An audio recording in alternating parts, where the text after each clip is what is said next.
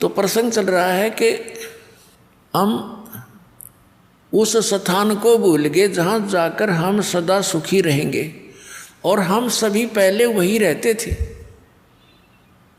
अब कई भक्त अज्ञानतावश भोले भाले जिनको ज्ञान नहीं, वो ये प्रश्न किया करते कि एक बात बता, जब सारे ही यहाँ से चले गए तो यहाँ कौन रहेगा? बता, वो नैया ही चिंता हो रही है कि यहाँ कौन रहेगा बता। अरे यहाँ यूँ तो एक पत्थर है, घूमता रहेगा, हमने क्या ठेका ले रखा है पृथ्वी का? ये मंगल ग्रह जो चांद और ये सारे धक्के खाने लग रहे, ये फिर जाएगा। हम अपने सतलोक में चलेंगे, इसकी हमने क्या करना? ये तो जिसका हुआ आप संभालेगा इसने। तो कहने का भाव ये है कि हम इतने रंग गए यहाँ पर। जैसे एक भक्त भोला बाला, उसके घर उसकी पत्नी बहुत बीमार थी, पर बहुत समस्या में थी, हर तरह से तकलीफ थी। परमात्मा की दया हुई, दीक्षा ली, भगवान की कृपा से वो स्वस्थ हुई।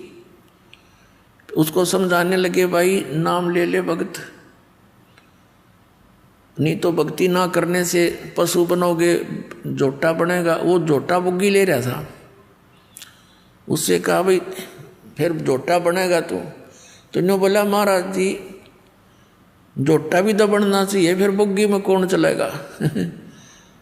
इसने बुग्गी की चिंता हो रही। मैं कहा अच्छा भाई तो बुग्गी खातिर कर ले काम। फिर उसे उपदेश ले लिया उसने। लेकिन हमारी धारणा ऐसी बनी हुई है कि यहाँ ऐसे कैसे होगा। तो पुण्यात्माओं, परमात्मा के इस मार्ग को बहुत गहराई से समझो। जिस उद्देश्य से परमात्मा स्वयं आते हैं उस अच्छे लोक से इस गंदे लोक में आपके लिए, तो ये कितना इम्पोर्टेंट काम होगा। एक ऐसे वैसे तो भगवान इतनी दूर से आए नहीं, आपको ये ज्ञान देने के लिए कि तुम यहाँ के रहने वाले नहीं हो, सतलोक में एक बहुत सुख है, और जिस सुख को तुम यहाँ खोज रहे हो ये तुम्हें 1000 लाख करोड़ वर्ष खोजते रहो तो नहीं मिले। एक जन्म की तो बात छोड़ो। और यहाँ क्या हालत है तुम्हारी, उससे हमें परिचित कराते हैं। उधर से काल के दूत भी अपनी खूब काल प्रेरणा से अज्ञान का प्रचार स्प्रे कर रहे हैं जगह जगह। अपने आत्माओं, परमात्मा ने आकर हमें इसलिए ये ज्ञान दिया क्योंकि हम उनके बच्चे हैं। और ये जो काल हमारा दुरुपयोग कर रहा है, हम इसके बच्चे नहीं हैं। अपने बच्चों को कोई ऐसा दुखी कर सकता है? किसी की टांग कट गई, किसी की आँख फूट गई, और किसी का हाथ कट गया, किसी का बेटा मर गया, किसी की बेटी मर गई, कोई कैंसर से पीड़ित है, कोई पशु पक्षी बनकर, गधे कुत्ते बनकर बिष्टा खा रहे हैं, टट्टी खा रहे। तो ये कोई अपने बच्चों को ऐसे दुखी कर सकता है? तो इस भगवान को हम अपना मालिक मान सकते हैं? यहाँ का जो स्वामी है ये काल है, इसका उद्देश्य हमें पीड़ित करना और विचलित रखना है, भ्रमित रखना, ताकि इनको भगवान का ज्ञान ना हो जा और कहीं ये भाग ना जा। तो उससे पहले ये अपने संत भेज के हमारे वो भी बच्चे परमात्मा के वो संत हैं, या जैसे भी उस काल का फंस गए, वो उस अज्ञान के मास्टर बन गए, उस अज्ञान को जगह जगह प्रचार करने लगे। भोली आत्माओं ने उनको संत महात्मा मानकर उनके एक एक वचन को शिरोधार्य कर लिया। अब ये सच्चा ज्ञान जब आता है तो वो पुराना पेंट उतरता नहीं जल्दी सी। तो दास के ऊपर दया करी परमात्मा ने कि पहले इन सभी सदग्रंथों का ज्ञान करवाया, और फिर इन संतों के वचनों को देखा कि ये क्या बताते हैं, हमारे सदग्रंथ क्या बताते हैं। फिर पता चला कि ये तो भाई गलत कर रहे सारा काम, ये तो आसपास में नहीं सदग्रंथों के। 1, 2, 3, 4, 10 सैकड़ों की संख्या में इन संतों को के इतिहास को, इनके ज्ञान को दास ने पढ़कर देखा। शायद ये तो अच्छा महात्मा दिखाई देता है, इसका शायद ठीक मिल जाए।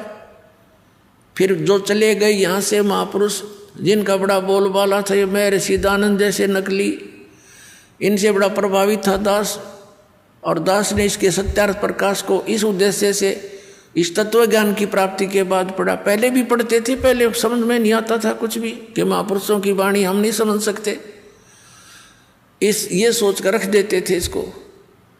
ऐसे इन पुराणों को रख देते थे, भाई ये तो भगवान की माया है, हम क्या समझ सके। और जब दास की परमात्मा ने वो आँखियाँ बना दी तत्व ज्ञान वाली, उस दृष्टि से जब इनको देखा उन चश्मों से, तत्व ज्ञान वाले चश्मों से, फिर देखा अरे नाश कर रखा सारा, कख भी नहीं इनके पास, ना वेदों वाला ज्ञान, ना कोई संसारिक व्यवहारिक बातें ठीक इन लोगों की। तो बड़ा चिंता का विषय बना। और इस सत्यार प्रकाश को दास ने इसलिए पढ़ा था कि ये महापुरुष का लिखा हुआ है, और इस महापुरुष के विचारों को सभी मानते हैं, और हो परमात्मा दया कर दे और कबीर परमेश्वर के वचनों का समर्थन मिल जाए, तो मुझे ये ज्ञान आगे बढ़ाने में घड़ी सुविधा हो जाएगी कि देखो सत्यार प्रकाश में महर्षि दयानंद ने भी ऐसा ही बोला है।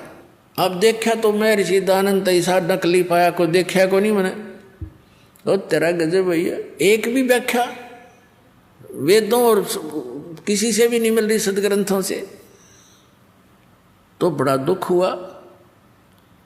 तो इसलिए फिर जनता के सामने रखने शुरू किए कि ये ओरिजिनल नोट है, हमारे सदग्रंथ तो ओरिजिनल नोट हैं, और ये डुप्लीकेट नोट हैं इन संतों के जिनको तुम ओरिजिनल मान करके ग्रहण किए हुए हो। अब प्रारंभ में तो दास को बड़ी कठिनाई का सामना करना पड़ा, क्योंकि श्रद्धालु लोग ये कहते हैं कि किसी की आलोचना नहीं करनी चाहिए, अपना ज्ञान बताओ। अरे अपना अपना सारे बताओगे तो सबका अपनी अपनी डफली, अपना अपना राग, फिर वो ज्ञान के रह गया तो जो जैसा कहेगा वो तो ऐसा चल ही रहा था। फिर पुण्यात्माओं, जैसे एक बार किसी ने 500 के नोट नकली छाप लिए और वो मार्केट में पहुंच गए, उनका पता लगा सरकार ने, तो फिर जनता को ठगने से बचाने के लिए एक समाचार पत्रों के माध्यम से, टीवी के माध्यम से ओरिजिनल और डुप्लीकेट दोनों दिखाए, उनकी भिन्नता बताई, ओरिजिनल ऐसा होता है, डुप्लीकेट ऐसा होता है। तो क्या सरकार आलोचना कर रही थी? एक महापरोपकार कर दिया ना, लाखों लोग ठगे जाते, गरीब व्यक्ति मारे जाते, जिनके 5-7 हज़ार रुपये होते रुए ठग नकली कागजों में लग जाते। तो पुण्यात्माओं, दास का यही प्रयत्न समझ लेना, ये पूरा विश्व याद किया करेगा इस दास को। ठीक है, दास को बहुत कठिनाइयाँ आई हैं,